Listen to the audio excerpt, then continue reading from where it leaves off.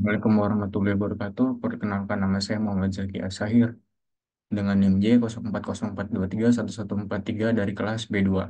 Pada kesempatan kali ini, saya akan menjelaskan apa itu DFS dan BFS serta contoh penggunaannya dalam algoritma. Jadi dimulai dari pengertian BFS. Apa itu BFS? BFS adalah algoritma dasar untuk menelusuri atau mencari dalam struktur data seperti graf dan pohon. Algoritma ini mengeksplorasi semua tetangga dari suatu node sebelum bergerak ke tetangga dan node-node tersebut. BFS adalah algoritma pencarian yang menjelajahi graf seperti mendatar atau melebar. Lalu dimulai dari suatu simpul atau node dan menjelajah ke simpul tetangga terlebih dahulu sebelum bergerak ke tingkat berikutnya. BFS menggunakan struktur data antrian atau QE. Lalu selanjutnya dari pengertian DFS adalah salah satu algoritma dasar untuk menelusuri atau mencari dalam struktur data seperti graf dan tree. Algoritma ini mengeksplorasi jauh mungkin dari sepanjang setiap cabang sebelum mundur atau backtracking disebutnya, dimulai dari satu simpul dan bergerak sejauh mungkin ke bawah satu cabang sebelum kembali dan menjelajah cabang lainnya. Dan DFS menggunakan struktur data tumpukan atau stack atau rekursi. Lalu selanjutnya karakteristik dari BFS. Yang pertama, pendekatan BFS menggunakan strategi penelusuran lebar, di mana algoritma ini akan menjelajahi semua nodenya pada satu tingkat kedalaman terlebih dahulu sebelum melanjutkan ke tingkat kedalaman selanjutnya. Kedua, struktur data BFS memanfaatkan struktur data antrian QE untuk melacak node-node yang akan dijelajahi selanjutnya. Lalu selanjutnya dari karakteristik DFS, pertama pendekatan DFS menggunakan strategi penelusuran mendalam untuk menjelajahi graf atau pohon. Algoritma ini berupaya menelusuri setiap cabang secara penuh hingga mencapai ujung sebelum kembali ke titik awal untuk mengeksplorasi cabang yang berbeda. Lalu kedua, jenis penelusurannya, DFS dapat menghasilkan berbagai jenis penelusuran seperti pre-order, in-order, dan post-order dalam konteks pohon atau tree. Lalu di sini adalah implementasinya BFS. Pada gambar di sini yaitu open texture.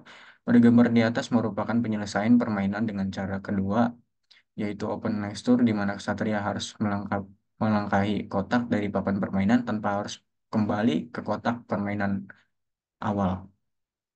Pada penelitian ini, banyak peneliti yang mencari solusi problem Nextur dengan menggunakan algoritma backtracking. Salah satunya adalah Faza Tirafi dengan judulnya Pemanfaatan Algoritma BFS dan Menyelesaikan Permasalahan Knife Moves. Algoritma backtracking merupakan algoritma yang diimplementasikan menggunakan DFS, yang di mana algoritma ini merupakan pengoptimalan dari algoritma brute force yang memeriksa semua kemungkinan yang ada. Selain DFS, algoritma backtracking bisa menggunakan algoritma BFS yang di mana kedua algoritma tersebut bisa untuk memeriksa apakah ada solusi yang lebih sempurna dalam menyelesaikan permainannya. Pada penelitian ini, para penulis meneliti algoritma manakah yang lebih sempurna dalam penyelesaian maksud kali ini. Apa itu algoritma backtracking? Algoritma backtracking adalah teknik algoritmik yang digunakan untuk mencari solusi dengan mencoba membangun solusi secara bertahap dan membatalkan langkah-langkah yang tidak memenuhi kriteria solusi. Ini berguna untuk masalah-masalah yang memiliki banyak kemungkinan solusi seperti pencarian jalur, pemecahan teka-teki, dan penjadwalan. Untuk konteks dalam BFS, backtracking tidak diterapkan secara langsung dalam BFS karena BFS mengeksplorasi semua node pada satu tingkat kedalaman sebelum pindah ke tingkat berikutnya tanpa perlu kembali ke node sebelumnya. Dalam konteks DFS, backtracking adalah bagian integral dari DFS. Ketika DFS mencapai akhir cabang atau node yang tidak mengarah ke solusi, algoritma ini kembali ke node sebelumnya atau backtrack dan mencoba cabang lain sampai solusi ditemukan atau semua kemungkinan sudah dieksplorasi. Lalu di sini adalah contoh permasalahan atau contoh penggunaan dalam algoritma BFS. Di sini adalah langkah-langkah kotak dalam catur.